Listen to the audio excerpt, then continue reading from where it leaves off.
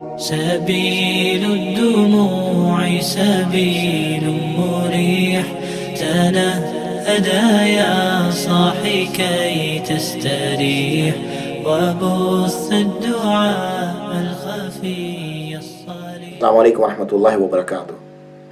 And today I will be discussing with you the Islamic prayer times for Isha and Fajr for Muslims in the UK. Contentious sort of topic area, particularly the Isha Salah and Fajr when it comes to Ramadan in particular. And hopefully this, whilst I'm recording this outside of Ramadan, these will be made available, these videos will be made available around Ramadan time for you to be able to view them. Now this is based on a paper which you will find on our website, which is the website for our institute, which is the Institute for the Revival of Traditional Islamic Sciences, and that's IRTIS for short, IRTIS. So the website is www.irtis.org.uk, and if you click on the top banner, you'll be able to see the various papers that are available. And this paper that we'll be discussing today is the Islamic prayer times for Isha and for Fajr for Muslims in the UK. Now we know that when Muslims, when a person becomes a Muslim, or they reach, even before they reach bulugh, praying 5 times a day at fixed times is immediate and binding. So one can understand that praying at the correct time is absolutely paramount. Without not knowing what time to pray clearly makes the prayer somewhat invalid and ineffective. So knowing what time to pray is absolutely essential. Now originally this was based upon the movements of the sun throughout the day and night, because it was very easy, particularly around the tropics. Those areas was a lot near the equator, where we find the Arab lands in particular, and the Haram. We can see that in those particular areas it was a lot easier to be able to see the movement of the sun and the sunlight and the shadows and everything associated with it a lot clearer. And even more so in those days where there was no artificial lighting, and when you got lots of desert as well, it makes it even more so easier. However, here we are in a northern latitude, in a northern climate. We have lots of artificial lighting. England itself being doesn't have that much clear open spaces. It does have them, but not that much, and those it does are difficult to get to when we're living in cities like Bradford, Birmingham, London. It's very difficult to sort of get to those particular areas. So the difficulty of seeing first light or last light becomes somewhat challenging. So what we have is, for the sake of consistency and due to the lack of knowledge of general public with respect to observing, timetables are produced which is based upon astronomical data. So we have an astronomical function, we have an astronomical parameter, criteria, and we look at the time associated with that. Now that is usually associated with the angle of depression as the sun is perceived to go beneath the horizon. So that can go beneath the horizon by 6 degrees, 12 degrees, 15 degrees, 18 degrees. And this is the perceived sun descending beneath the horizon. Obviously, as we know, it's the earth which is spinning on its axis and spinning around the sun. And that's how we get, spinning on its axis is how we get our 24 hours. And spinning and going and orbiting around the sun is how we get our year. So this method of determining the prayer is not fixed by the Sharia. The Sharia does not say that we must only use the signs of the sun and we can't use an alternative. And this is different, whereas in the case of the lunar years, where we've discussed that, and that will be the separate video where we will discuss the issue of the hilal, there the ru'yat is absolutely essential.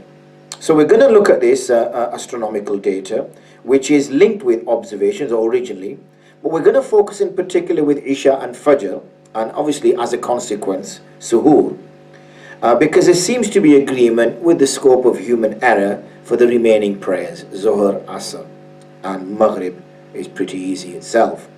So for those, we haven't got much of a concern, obviously, apart from the fiqhi basis of whether it's one shadow length or two shadow length, when we're discussing Asr. The rest of it is pretty much agreed. Where we tend to see is when we get to Isha time and Fajr time. And this topic, as with the topic on the Hilal, is very divisive, because it's sad to see that discussions and arguments I'm talking about from the concept of critical thinking and reasoning, not arguments and shouting at one another, which it tends to be, is sadly missed now within scholarly circles, and people are sort of quick to jump and take ad hominem type of attitudes with one another and challenge the person who's making the statement rather than what he's actually saying. So I have tried to, when I have put these positions forward, I've anonymized in groups and individuals. Now, it may not, those people who are sort of researchers in this field will be quick to know who the groups are. But those of us who don't, then at least we're looking at just the argument itself. So the paper is going to be structured by detailing the legal positions of the four Sunni madhhabs. Okay, we're going to focus on that, on those two prayers, and the two things we're going to discuss. One is in normal circumstances, and the second one is in exceptional circumstances. Normal circumstances is what we tend to see outside of summer, and what we tend to see as the closer you are to the equator, you get to see normal circumstances most, if not all the time. Exceptional circumstances are those where we're in the northern hemisphere or deep southern hemisphere, where we're not going to see, north hemisphere in particular, where we're not going to see the sun setting, or rather not the sun setting, but the sun's depression at the end of a night, as to whether how far that goes and what it relates to. So in those circumstances, we're going to look at exceptional circumstances. The reason being is, obviously, there's a big debate which goes on, when can you pray Isha? Has Isha started? Has Isha not started? You hear that discussion. You see some people, as we now move towards, and I'm assuming that when this video has been made available, we've moved to British summertime, where the hours have gone forward, and some people will be praying Isha at sort of 9:30, 10 o'clock, and others won't be praying till 11 o'clock, and they will say to the others, Isha time has not started, and they're sort of confused, thinking, how can it have not started when the Jama'ah time says such and such? And similarly, as we approach Ramadan, some people will stop eating at 1:30, and some people will happily be eating at 2:30, 3 o'clock. And the people who be eating at 1:30, they would have prayed Fajr at 2 o'clock. And the others who are going to pray Fajr at 3:30 or 4 o'clock, they're still eating at 2 o'clock. So according to some, Fajr has started and eating is haram. And according to others, eating is permissible and Salah is haram because Fajr time hasn't started yet. So it's a fard prayer in one hand, and it's a fard fast on the other hand. So it's not a small thing that we're discussing here. So knowing those times is absolutely essential, and it has to be taken seriously. And this is being presented to the public as well as to scholars who may not have researched in this area. And the reason being is because we can't just stick our head in the sand and just hope things will just get better. We are a community that should be engaging in this activity and at least try to reach some middle ground and try to reach a goal based upon what is sound. This doesn't just work just because a larger group of people follow one position and a smaller group of people follow another. When it comes to fiqh, it's not based on democratic views. It's based upon being correct. That's what it's based upon.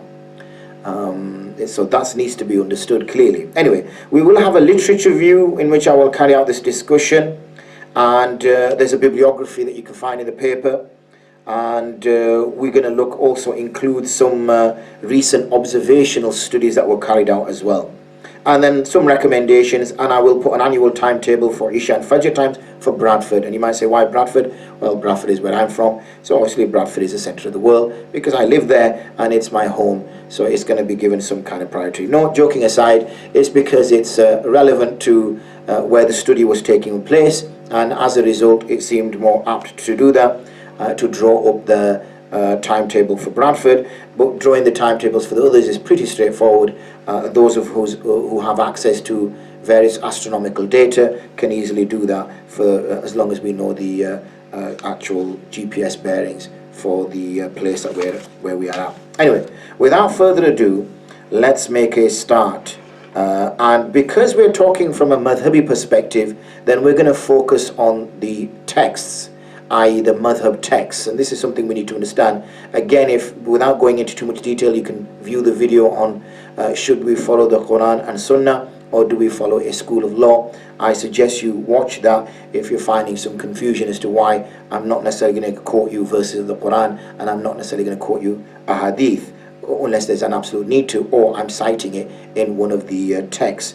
You need to then look at that video. But to put it in a simple way, we are muqallid, and we follow the particular madhab. So let's start with the Hanafi school. Again, you might say, why Hanafi? Well, obviously, majority folk are Hanafi, and obviously that's an area where I've studied. I have studied in the other madhahib as well, but I've studied very much so in the Hanafi madhab, so that's where I know a little bit more, not claiming that I know anything.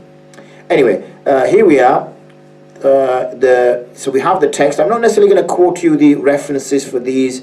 You can see the references in the text, and this text is available online. So I do suggest to you, well, it is available as I speak right now, inshallah. So I do suggest that you go onto the text, print it off, and then you can follow it yourself. And the video is just there to sort of give you a little bit more information and sort of hear what's being said. Anyway, the Ibarat mentions من أول طلوع الفجر الثاني وهو البياض المنتشر المستطير للمستطيل إلى قبيل طلوع ذكاء بالضم غير منصرف اسم الشمس. ذكر العلامة المرحوم الشيخ خليل الكاملي في حاشيته على رسالة الأسترلاب للشيخ مشايخنا علامة المحقق علي أفندي الداغستاني أن التفاوت بين الفجرين وكذا بين الشفقين الأحمر والأبيض إنما هو بثلاث درج. So here we see that the Fajr time is when the second Fajr takes place. You might be thinking, second Fajr? Well, we'll get there. One is considered as the false Fajr, and one is the true Fajr. And this is described as a broad horizontal light, rather than a vertical light, which goes up just before the rising of the sun. So it's not lal mustatil, okay, but rather muntashirul mustatir. That's what it's referring to. In other words, it's a horizontal spread of light across the eastern horizon. And I give you this example because this is how the Prophet explained it as well. He referred to it as a spread of light rather than a vertical pillar of light. And this is referred to as a false Fajr. And this interesting point is made is that you see Imam Ibn Abidin in this particular case, where he links, and he says the difference between, where he links astronomical functions to observational data. And what he says here is that he cites Imam Ali al-Afandi, and he says that the difference or the distance between the false Fajr and the true Fajr is بثلاث درج, 3 degrees. Okay? And he says that this is بين الشفقين, this is also between the shafaq ahmar and shafaq abyad. He says it's the same there. So that also means it's 3 degrees. Okay, and this is important because it kind of implies the permissibility of using astronomical data for determining prayer times, but it also mentions a key point that there's 3 degrees difference between false Fajr and true Fajr, and a 3 degree difference between Shafaq Ahmar and Shafaq Abyad. So if we say Ahmar is 15, then Abyad must be 18. And if we say the false Fajr is 15, then the true Fajr must be 18. Or if we say the false Fajr is 12, then that should be 15. And likewise, if we say that's 12, then that's 15. But the key point is there's 3 degree difference. He then mentions the Waqtul Maghrib, and he says, وَوَقْتُ الْمَغْرِبِ مِنْهُ إِلَى غُرُوبِ الشَّفَقِ وَالْحُمْرَةِ عِنْدَهُمَا. So it is the Shafaq Humra, the red Shafaq, which disappears according to them. وَبِهِ قَالَتْ ثَلَاثَةً, and this is also the view of the others, يعني the other Aimma, Malik, Ahmad ibn Hanbal, and Shafi, rahimahumullah ta'ala. وَإِلَيْهِ رَجَعَ الْإِمَامِ, and he also says that Imam Abu Hanifa also then changed his view. However, that's corrected later. It says وَرَدَّهُ الْمُحَقِّقُ فِي الْفَتْحِ بِأَنَّهُ لَا يُسَاعِدُهُ رِوَايَةٌ وَلَا دِرَايَةٌ. وقال تلميذه العلامة قاسم في تصحيح القدور إن رجوعه لم يثبت. That supposedly that Imam Abu Hanifa rahimahullah ta'ala changed his position from saying it's Shafaq Abyad, and he also agreed with his 2 students and the other 3 Aimma that it is actually Shafaq Ahmar is incorrect. So therefore we have that view already explained. I've already said I'm not going to read all the Ibarah. This video is already going to be long enough as it is. For me to start reading each Arabic text out and each English translation, it is going to take a long time. It's there, and as I've already mentioned, available on the net. So, but the key point, and you'll see that in bold in places, I'm on page 3 for those who are following. فَثَبَتَ أَنَّ قَوْلَ الْإِمَامِ هُوَ الْأَصَحُ. So what is established is that the Imam's view is the correct view, asah, of the two views. And again we see this point being mentioned, that قَدَّمْنَا قَرِيبًا, that we've just mentioned, because again this is from Raddul Muhtarim, Imam Ibn Abidin is mentioning this, and he says we've already mentioned that أَنَّ تَفَاوُتَ the difference بين الشفقين بثلاث درج, that the difference between the two shafaqs is 3 درج, 3 degrees, كما بين الفجرين, like it is between the two fajrs. فَلْيُحْفَظْ, so it's something that we should be keeping in mind. So the Hanafi school passes verdict on the Imam's position that it is Shafaq Abyad, is the start of Isha. So we have the start of Fajr and we have the start of Isha. What about in exceptional circumstances? In exceptional circumstances is the times in sort of around middle of May, and I've got that in the, if you go to the back you'll see on page 50 onwards, I have a timetable, and if you go to page 50, that's January, so there's no problems with January, no problems with February. When we get to March, no problem with March, but I do then start suggesting an option of going with 15 degrees, but we'll get to that, don't panic too much. April is very much the same, but when we get to May, and it gets to around May the 13th, okay, we start to see a problem arising within the timetable, in which we're now at a point where I would describe exceptional circumstances, or I have described it as exceptional circumstances. And that these exceptional circumstances, they don't disappear until you get really to the end of July. Okay, you can still see it all the way there. It's the end of July, and then you start to see it kind of reappear on August. So that's, you know, half of May and June and July. That's 2.5 months, which is a significant time, and especially significant now because Ramadan is falling in that time frame. This year Ramadan will start around the 27th of May and finish around the 27th or 26th of June. So you're seeing that it's a critical point at the moment. So that's that. So what about exceptional circumstances? Now when it mentions exceptional circumstances, they say it's called faqid waqt al-isha, where the time of Isha is faqid, absent, doesn't exist. And they make and it draws reference to a place called, like the way the people of Bulgar are. Okay? Ka-Bulgar explains how to pronounce the word. فَإِنَّ فِيهَا يَطْلُعُ الْفَجْرُ قَبْلَ غُرُوبِ الشَّفَقِ. What's so exceptional about this place is that the Fajr takes place before the Shafaq disappears. Now, Isha can only occur when the Shafaq disappears. The Shafaq is the light which remains in the sky after the sun has already set. Now, originally it's a yellowy color after the sun has set, then an orangey color, then the orangey color goes to a reddish color, then the reddish color starts to become faint until it becomes a white color. And so in this white color, so when this lightness disappears, so when these disappear, according to some, the Shafaq, redness disappears, which is the Sahibain, the two students of Imam Abu Hanifa, and the other three Aimma, Imam Malik, Imam Shafi, Imam Ahmad ibn Hanbal, they say Isha time has now started when the redness disappears. Imam Abu Hanifa says no, it's when the whiteness disappears, and that is obviously much later.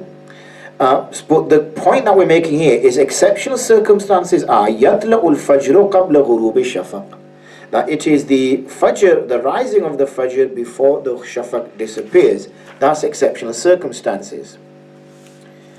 So he says, أقول, again this is Imam Ibn Abidin rahmatullah alayhi, الخلاف المنقول بين مشايخ مذهب إنما هو في وجوب الإشاء والوتر فقط ولم ترى أحدا منهم تعرض لقضاء الفجر في هذه السورة وإنما الواقع في كلامهم تسميته فجرا لأن الفجر عندهم اسم لبياض المنتشر في الأفق موافقا للحديث الصحيح كما مر بلا تقييد بسبق الظلام على أن لا نسلم عدم الظلام هنا.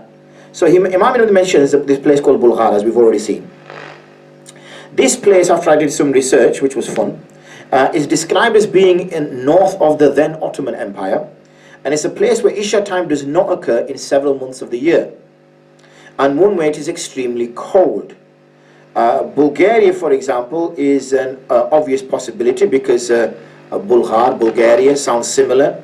It's geographically situated near Ottoman Bulgaria, and it has certain coordinates. The coordinates I've already listed on there, but the problem is it doesn't fit the description given, as Ottoman Bulgaria is of a western and similar climate to where Imam Ibn Abidin would have been, and we find that prayer times continue to be distinct up to 48 degrees north latitude.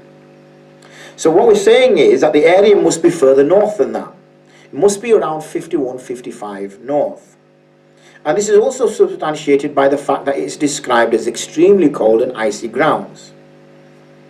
And a text by Qasimi mentions that if the fatwa was given on Al-Shafaq al-Abyad, then it should be around 51 degrees north, according to those who either adopt 15 or 18 degree depression. And if it's on Shafaq al-Ahmar, then it could be as far as 54 degrees north upon those who go for 15 or 18. We do find that Imam al-Hamawi mentions in his book Mu'jam al-Buldan that Bulghar, he describes it, is a northern place extremely cold. The city of Atil is mentioned, and which is a city of the Khazariya tribe, a Khazariya empire rather. And Atil was located along the Volga Delta in the northwestern corner of the Caspian Sea. And there's much discussion on there, which you can see, in which I mentioned that it's described to be near the Manitis River. And this is in Greek, it's taken from the Greek name Tanais, and it's called Tnis. That's how I'm assuming you're pronouncing it. T-N-Y-S. It's always a problem when there's not enough vowels in a word. And if there is a vowel, it's positioned in a quite strange place. But anyway, just go with that for now. A key point to note is that Imam Abu Hamid al-Andalusi says that the long days of Bulghar used to reach to 20 hours long, and their nights were 4 hours long. So that's showing a place where it's a long day. And remember, when we're referring to the day, we're referring to the time that night starts. And night starts when the Shafaq disappears. That's when Isha time is, and that's what we're referring to. Imam Tahtawi has described it that the summer months are 23 hours long and only 1 hour is considered as night. So we further investigate this, and when we look at it, we can find that Bulghar, there is a place called Bolgar, Bolga, in Russia. And this is situated on the Volga River, and its weather is described as extremely cold in winter. And the Volga Bulgars accepted Islam in 922, and it continues to be a place of pilgrimage for Tatar Muslims. Okay, so you can see that there, that this seems the most likely place. Okay, but again, if you've got the text, you know, I don't need to be holding pages up at you. So based on that, and when we try to find its coordinates, we find that its coordinates are something between 50 and 59.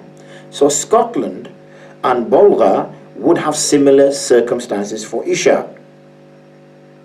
We then have Al-Marjani mentioning that Imam Ahmad ibn Fadlan had documented this in his Risala about his journey to Bulgar, which we are saying now is Bolga. Okay, Volga.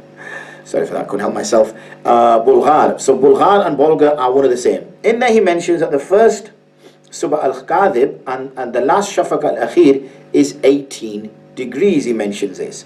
So he links Shafaq al-Akhir and Subh al-Qadib. He says any location above 48 would mean that Shafaq would coincide with Subh al-Qadib. Imam al-Marjani's view is that its coordinates are 55 north. He cites the time when Imam Ahmad ibn Fadlan enters to Bulgar, as mentioned in his text, and I'll translate that for you. He mentions that when he reaches Bulgar on the first night, he says a tent was set up for him. He says we waited for a short while, expecting the call for prayer for Isha. So because they'd already assumed prayed Maghrib when they'd got there. He says, when we heard the call to prayer, I stepped out from the tent. And he goes, Fajr had started. So I asked the Muaddin, which prayer have you called for? So he said, for Fajr. I said, yes, but what about Isha? He said, oh, we prayed that with Maghrib. So I asked, what about the night? Why don't you pray Isha at night like everybody else does? He says, this is it, as you've seen it. He says, in fact, the night is shorter than this. It's actually getting longer now. And he mentions that then for up to a month, he didn't sleep at night for fear of missing the Fajr prayer. So that clearly shows that either they were making Jama between Maghrib and Isha, as there was no Isha time, that's one possibility.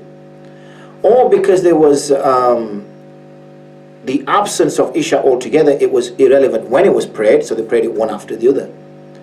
And Fajr was close behind, very close behind in fact. So it says, the people of Bulghar, as discussed by Imam al-Marjani, adopted a number of positions rather than agreeing upon one position when it came to the two prayers in these extreme circumstances. So what did they look at? Some said that the sabab is no longer there. Isha is based upon a time. The time is the disappearance of the shafaq. Shafaq is not disappearing. So in the absence of the sabab, there must be the absence of the salah itself, what's coming out from it. So as a result, Isha should not be prayed. Imam al-Marjani didn't accept this particular position. Some said, let's take it as a precautious attitude. That, Isha time doesn't exist, fine, but we will still pray as a precaution.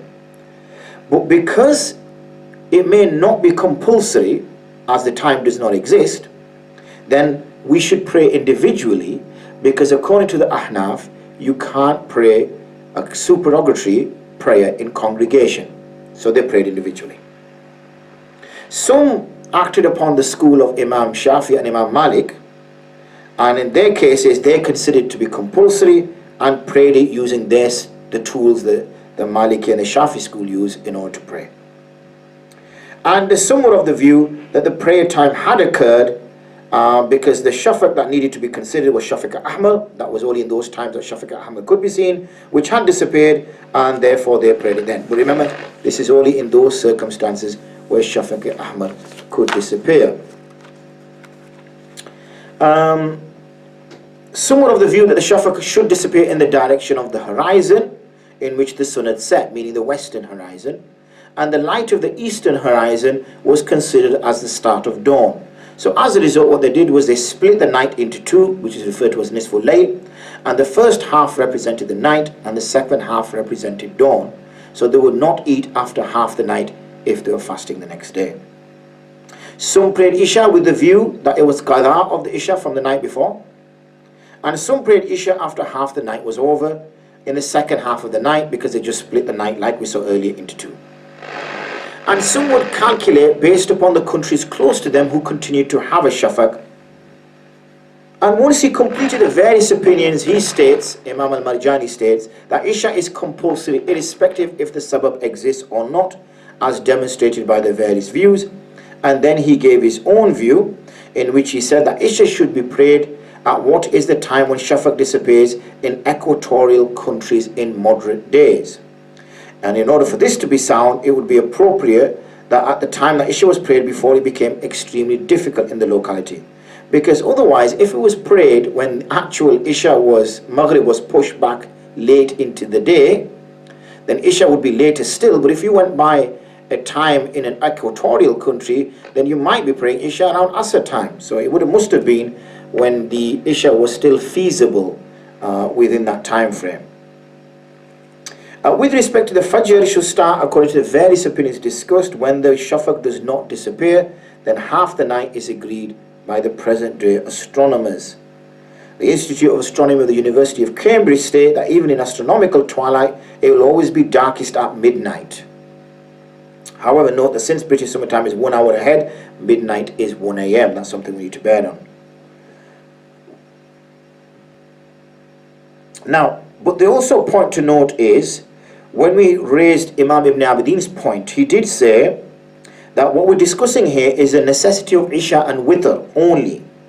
Why? Because he says وإنما الواقع في كلامهم تسمية فجرا لأن فجر إنهم اسم لبياض المنتشر في الأفق موافقا لحديث الصحيح كما مر بلا تقييد بالسبق الظلام. What he's saying here is that Fajr time can start without it necessarily being dark beforehand. There is no need for the sky to be dark. There's no qualification on the hadith which says that the sky must be dark before you can pray Fajr. So as long as the signs are seen of Fajr, then Fajr exists. What he's saying is that's not up for debate. What is up for debate is Isha and Fajr because its signs don't exist. So what do you do in the situation when Isha and Fajr signs don't exist?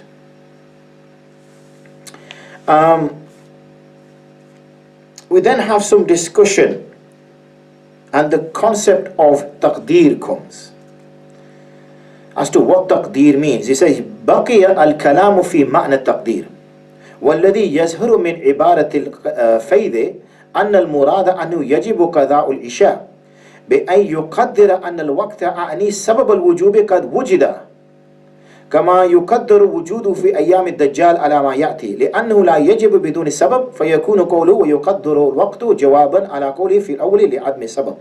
So what Imam Ibn Abidin is saying is the word taqdeer, which is misunderstood. And the word taqdeer has a number of meanings. Okay, one being to calculate and estimate. He then says that the meaning to pray Isha as qada in that its time is considered to have occurred. So the word taqdeer here means is to assume its existence. That it is there, it has happened. What I mean is that the sabab of its necessity is found in the same way its existence is considered in the days of Dajjal. And that's a long discussion on the days of Dajjal, because in the days of Dajjal, what becomes clear is that we don't have the asbab, we don't have the sabab for the various prayers, because the day will be so long.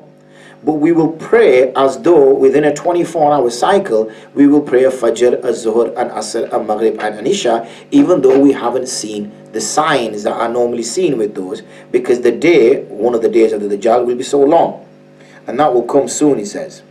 وحاصله أن لا نسلم لزوم وجود السبب حقيقة بل يكفي تقديره كما في أيام الدجال ويحتمل أن المراد بالتقدير المذكور هو ما قاله الشافعية من أنه يكون وقت الإشاء في حقهم بقدر ما يغيب فيه الشفق في أقرب البلاد إليهم. So he's saying, it mentions that the Shafi'iyya have a different understanding of taqdeer. In there they're doing calculation, estimating, not the way the Ahnaf understand it. والمعنى الأول أزهر. And he says the first one is clear that that's what he's referring to. إذا علمت ذلك ظهر لك أن من قال بوجوب يقول به على سبيل القضاء إلا الأداء ولو كان الاعتبار بأقرب البلاد إليهم لازم أن يكون الوقت الذي اعتبرناه لهم وقتا للإشاء حقيقة. Because the only problem is once you fix a time, because by you saying we're going to use a time of in this case, what did he mention, بأقرب البلاد, that country or that city which continues to have the Isha time occurring with the Shafaq disappearing, then what you've done here is you have made a time for Isha حقيقة. So بحيث تكون إشاء في أداء. So in that case your Isha is now becoming Ada. By you making a time, basing it on the time the Shafaq disappears in a country nearby, you have made a real time for your Isha, and as a result it's now become Ada.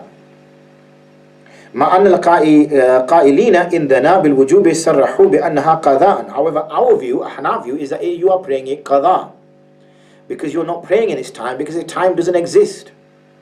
وبفقد وقت الأداء. وأيضا لو فرض أن فجرهم يطلع بقدر ما يغيب الشفق في أقرب البلاد إليهم لزم اتحاد وقت العشاء والصبح في حقهم أو أن الصبح لا يدخل بطلوع الفجر.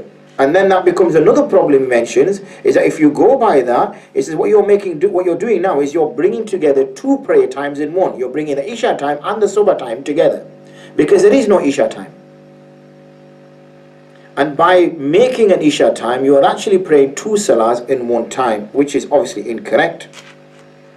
And that's the point that he makes in great detail. And there's no point me giving you the English translation as I've already done that. And the discussion goes on for longer, but I'm conscious of time and I don't want to sort of go into too much detail. It's just to sort of give you a reasonable understanding. The text is all there for you to look at in your own time, and the translation is there in English anyway. So I've quoted quite a lot from Imam Ibn Abidin, and he then stresses the point that Isha in a place where Fajr takes place before Shafaq is not based on the days of the Dajjal. This is his quote or translation of his quote. He says, I say it is clear that the scholar's view of making Isha necessary is not to make for this prayer a specific time, so that by performing the prayer in that time will make it Adha, and praying outside of that time will make it Qadha, like the days of the Dajjal. This is because Al-Halwani has said that it is necessary as Qadha, and Al-Burhan al-Kabir has said, we do not make the intention of Qadha due to the absence of Adha time. This is exactly what is explained in Al-Fath as well. So where is the basing as evidence upon non-equals? Because obviously, if as we are accused, he's asking, dealing with a potential criticism of the position. If as we are accused, this was by basing as evidence or analogy on the days of the Dajjal, we would have given it as a specific time, so it would be considered as Adha in that time. Because in the days of the Dajjal, it is Adha, because we're fixing a time. But we are doing what Imam Ibn Abidin is mentioning is that what we're not saying that. What we're saying is that the Salah time exists within the days of the Dajjal, even though the criteria is not there. So our point, the Hanafi point, is that the actual Salah exists, Isha exists. It's just that its sabab is not there, its criteria is not there, and that's what the Dajjal hadith, the days of the Dajjal is being used. Not to say that in the days of the Dajjal, like we calculate times, we will calculate Isha. No, because when we pray, if we're alive at that time, in the days of the Dajjal, then we will be praying it Adha, not Qadha, because the time will be fixed, as we've explained. I appreciate this is a complicated topic, which is why some people will sit around and say, why can't the Isha be that? Why is Isha different times, and why can't we all have Eid together, and whatever. It's not as simple. It's quite a complicated process. That's a scholar's job to do. It's a case of motivating and pushing scholars to sit together and agree on something. Anyway, the meaning of taqdeer is not how the Shafi'i consider it, as you know, otherwise it would be binding as Adha. And we've already said the statement of Imam Zayli he cites is that nobody states that it is Adha, because there is no Isha time after Fajr, as Fajr has risen before Isha time takes place. So you can see a very great detailed argument within Radd al-Muhtar explaining this.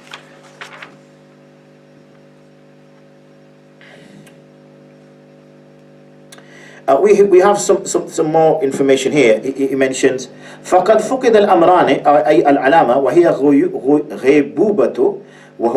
غيبوبة الشفق قبل الفجر والزمان المعلم، وهو ما تقع الصلاة فيه أداء ضرورة أن الزمان الموجود قبل الفجر هو زمان المغرب وبعده هو زمان الصبح، فلم يوجد الزمان الخاص بالعشاء، وليس المراد فقط أصل الزمان كما لا يخفى. نعم إذا قلنا بتقدير هنا يكون الزمان موجودا تقدير كما في يوم الدجال فلا يرد على المحقق والله تعالى أعلم. He then mentions a point that was just sort of tying into Isha occurring, but the key point I want to raise is here, because this is a topic which is coming out now, that look, in these long days, why can't we just fast according to a normal day in the UK? Or why can't we fast according to a day in Mecca? Or why don't we fast in what we would consider to be a normal day, sort of 8 o'clock, 7 o'clock till about 6 o'clock? He mentions this, Imam Ibn Abidin. He says, لم أرى من تعرض إننا لحكم صومهم فيما. I don't see anybody, putting something forward with respect to the ruling of fasting regarding in these days. He says, إذا كان يطلع الفجر عندهم كما تغيب الشمس أو بعده بزمان لا يقدر فيه الصائم على أكل ما يقيم بنيته، ولا يمكن أن يقال بوجوب موالاة الصوم عليهم لأنه يؤدي إلى الهلاك. فإن قلنا So he says the only circumstances where one can see as a problem is when the Fajr takes place as the sun is setting, basically. As the sun sets, Fajr time starts. Okay, which is nowhere on the planet of the earth is like that, or possibly but those are days are like three. They have like solid days of days and solid nights, basically after another, in which la yaqdiru fi saim, in which it's not possible for the person to eat anything. وَلَا يُمْكِنُ أَن يُقَالِ بِوُجُوبِ مُوَالَاةٍ, and also it'll end up where he will be perpetually fasting for 30 days because he will never get a chance to eat.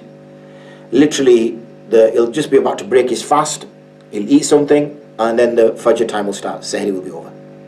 And he'll be doing that every day. Okay? This is going to lead to his destruction. فإن كنا بوجوب الصوم يلزم قول بالتقدير وهل يقدر ليلهم بأقرب البلاد إليهم كما قالوا الشافعية هنا أيضا أم يقدرهم بما يسع الأكل والشرب أم يجب عليهم القضاء فقط دون الأداء كل محتمل. So he says all these are possibilities. So what he's saying is in those circumstances, and what I've explained here is that it is only in the absence of the sabab, it's only when the sabab does no longer exist that we can start to do taqdeer. Okay? We'll calculate. So when discussing the issue of fasting, he says if the situation exists where there's no such time or such a short amount of time where an individual cannot eat, we're talking several minutes here, and that would mean that the person is perpetually fasting for 30 days. This would obviously cause about his death or bring about serious harm. In that case, we can look at the number of options which have been discussed. But if it's up to anything up to 30 minutes or an hour, then, and the sabab are there, then the person will have to fast. Okay? Will have to fast. This argument for shorter fasting days, which are not measured by the start and end of day, is not permitted because the sabab are still there. The criteria which determines the start of a fast and the criteria which determines the end of the fast are still there. And if they are still there, then one can't go to something else as an alternative when the asl still are there. One can only go to the alternative when the asl is not there, and now he's trying to make as best situation as possible, like we saw with the Isha scenario. So to then apply legal maxims of bringing ease and seeking maqasid of ayats and looking for normal and going outside the accepted four schools of law and trying to get things because people will be tired or struggling, even though these are very difficult to determine. What does getting tired mean? What does struggling mean? What does finding it difficult mean? Then obviously we can't go to those sorts of things. In fact, we see this is the very reason that when rukhsa is given with respect to traveling, it should be based on the illah of difficulty of the journey. However, as this is subjective, it is based on the sabab, which is the length of the journey. So where it is difficult to determine something, we have to leave it to that point. So as long as there is sufficient time, then the person they have to keep the fast according to the normal times. If, however, the person is ill or has other reasons, then as long as they approach a reputable scholar, then they will be able to give an answer on a case-by-case basis. That was a pretty much detailed position on the Hanafi school. The Maliki school, as we've already inferred, in terms of the Isha, is min ghurubi humrati shafaq, ay min ghurubi humra. So this is talking about the redness disappearing, and I'm not going to go into as much detail as is there to see. Exceptional circumstances, Imam Dusuqi mentions in his Sharh al-Kabir. He mentions ثم إن بعد البلاد سنة فيها يوم وليلة وحينئذ فيقدرون لكل صلاة كزمان الدجال وفي بعد البلاد الليل من مغرب والإشاء فيخرج الفجر وقت الإشاء فإن الحنفية تسقط عندهم الإشاء. So obviously he's mentioning the original position of the Hanaf, where they would say that you don't pray at all. وإن الشافعية يقدرون, and the Shafi'iyya estimate upon the nearest town. ولا نص عندنا, we don't have anything to act upon. ولكن استهزر بعضهم الرجوع في ذلك لمذهب الشافعية كما قرر شيخنا. And what we decide to do is to adopt the same position as the Shafi position. That's what he decides to go for. The Shafi school, well, in a way we've already mentioned it a number of times. Again, is واختلفوا في الشخر هل هو حمرة أم البياض, and the Shawafi go for. They do mention another one as well. They mention إن شاء الله تعالى ومذهبنا أن الحمرة دون البياض وأما الصفرة التي بعد الحمرة وقبل البياض فاختلف كلام الأصحاب فيها فقال غزالي. So he mentioned that the redness comes first, then the yellowness, then the whiteness as the light is shading. I might have misrepresented that earlier. So the redness and the sky is losing more and more color until it becomes white. So Isha time is the disappearance of Shafaq Ahmar. In exceptional circumstances, Imam Nawawi mentions that the short nights in which the shafaq does not disappear, so the time of Isha is similar to the amount of time after the setting of the sun up to the disappearance of shafaq of nearby countries. He mentions that. And the time of Fajr is at the time when Fajr, the true Fajr, which everybody is very much in agreement with. Hanbali school, very much the same. Maghrib is up to Maghrib al-Shafaq al-Ahmar, as we've already mentioned. That's Imam al-Bahuti mentions that. And Fajr is the true Fajr, which is described as the horizontal spreading light on the eastern horizon, and that there is no darkness after it. Exceptional circumstances, they mention the days of Dajjal, or by extension in places where the days or nights last for weeks or months. Then the times at which prayer took place on normal days will be calculated and applied to these days. They would not use the normal sabab, but use these calculations. So let's bring this to some kind of conclusion. Okay, so bringing this conclusion, we've got consensus on the start time of Fajr across the four schools. This is the second Fajr, or the true Fajr as it's referred to, which is the horizontal spreading of light across the eastern horizon. The false Fajr is described by a vertical pillar of light, which is followed by darkness, whereas the true Fajr is a horizontal with no darkness after. It just continues to get light and light and light until the sun rises. With respect to the Isha, the three schools and the Sahibain are saying it's the disappearance of Shafaq al-Ahmar. The Hanafi school says it's the disappearance of Shafaq al-Abyad. In exceptional circumstances, the three schools agree that it should be calculated. That's Malik and Shafi, both adopting the Shafi position, and the Hanbali basing on calculations on a normal day of the country itself. So Shafi and Maliki go for the nearest country, which is still getting Shafaq, disappearing, and the Hanbali stick to their own country as to when the actual Shafaq disappeared. These schools rely on the days of the Dajjal to reach this conclusion. The Hanafi school disagrees. They say there is no other time of Isha because the sabab is absent, and the Fajr time starts even before the Isha time occurs. So you're actually praying Isha Qadha in Fajr time. Qadha is a technical term because it can only be Qadha if the Salah was Adha originally, and it's only called Qadha because it's being prayed outside of its time. The agreed view is that Isha still exists even though the Asbab are absent. Like the way the days of the Dajjal, we pray 5 times a day even though the Asbab are absent. In circumstances where the day or night is abnormally long, so for example a day lasts a week or a day lasts a month or something, then like other schools a timetable is calculated. The only point where we differ is when it's only Isha, because only one prayer missing and then Fajr comes in. But where, for example, you're living in the North Pole or somewhere and you have 6 months of day and 6 months of night, or some in the Arctic Circle somewhere, or in the northern Canada, and you're getting this sort of situation, then obviously it's based on calculation basis, and now the Salah is becoming Adha each time. That discusses that. So due to the geographical locations of the land in which the Hanafi school was influential, we're hopeful, looking for a practical applied method, because the Hanafi school did spread north. So we're hoping to see something there. However, as we've seen, practically the Hanafi school adopts other schools' views when we see that within the UK as well. So in reality there's hardly any difference when we see that most of the Hanafi masajid are applying the Shafi method, in which they're just calculating and taking it from there. And there's a number of papers that I reference. Detailing possibilities for the Isha and Fajr prayer in these circumstances, utilizing methods like the Aqrabul Bilad, which is the nearest latitude, which is still the Shafaq is disappearing. Aqrabul Ayyam, the nearest days in which the Shafaq did used to disappear. Nisful Layl, Subul Layl.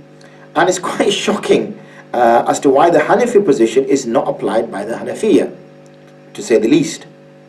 We're now practicing upon the school's position is going to be extremely difficult, which is to not pray Isha at all, and to pray Isha in Fajr time when Fajr starts. That's the correct position, according to the Hanafiya.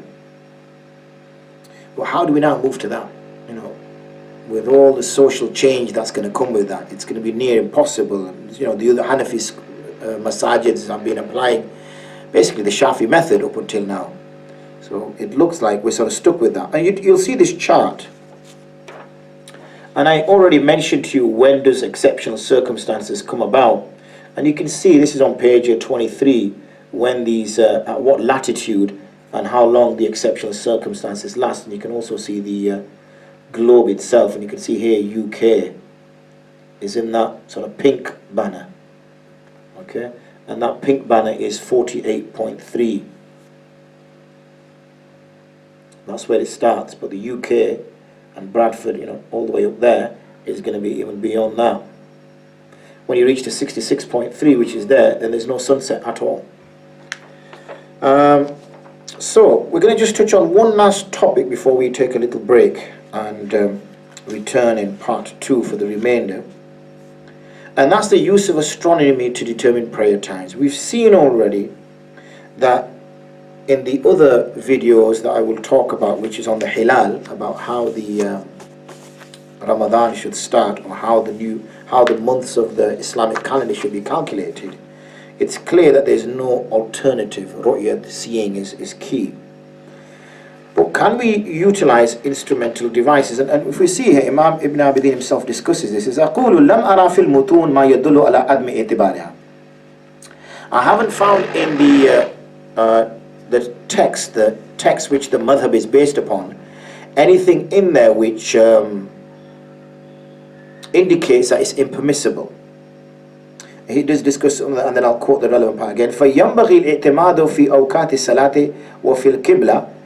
So therefore, when it comes to the times of prayer and working out the direction of Qibla, على ما ذكر علماء الثقات في كتب المواقيت وعلى ما وضعوه لها من آلات كالربع والأسطرلاب، فإنها إن لم تفضل يقين تفتي غلبة الظن للعالم بها والغلبة الظن كافية في ذلك. So he says that when you're determining prayer times and Qibla, then the reliable scholars in the books of measuring and determining times, and what they're prepared for it from apparatus like quadrants and astrolabes and things of that nature, then as even though absolute knowledge is not established, the scholar does achieve clear speculative knowledge which is sufficient in these matters.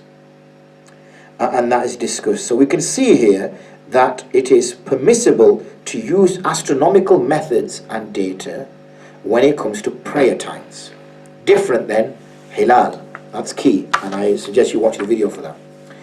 In table 2 on page 25, okay, you'll see the various depression being associated with something. So you've got astronomical twilight, 18 degrees depression. Nautical twilight, 12 degrees depression. Civil twilight, 6 degrees depression. And the others associated with it as well.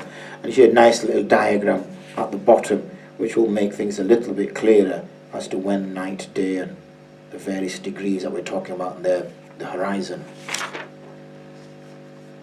Next is the literature review, and in the literature review I'm going to explore a number of areas. One is Fajr time starting at 15 and Isha time starting at 18, now that I've mentioned to you these various degrees and how they come about.